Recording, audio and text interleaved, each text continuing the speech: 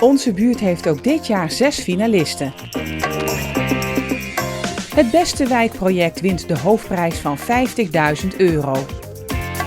De genomineerde buurten stellen zich voor op L1.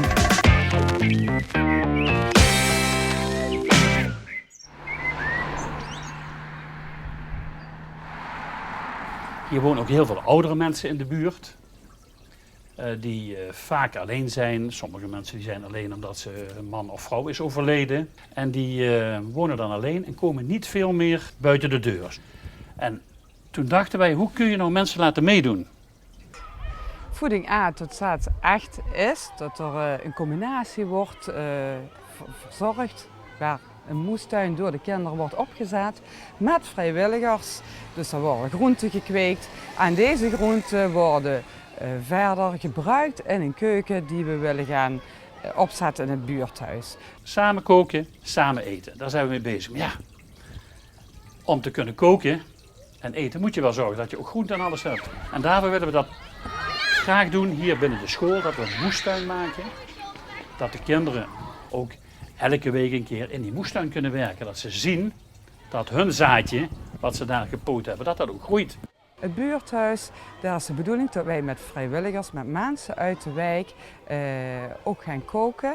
Ook voor mensen uit de wijk die eenzaam zijn, die niet meer goed ter been zijn en die alleen zijn.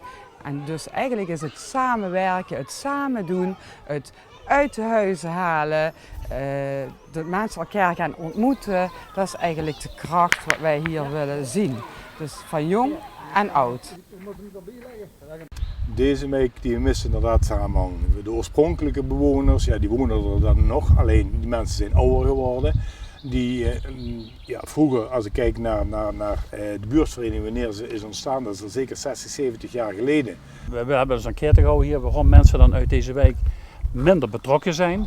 Ja, die jonge gezinnen die hebben de handen nog vol aan hun kroost om die goed groot te brengen.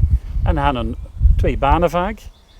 Het zijn toch de ouderen met name die het nu toch wel heel moeilijk hebben. En we willen echt een plekje hier, een apart plekje hebben en afgescheiden beetje van het buurthuis.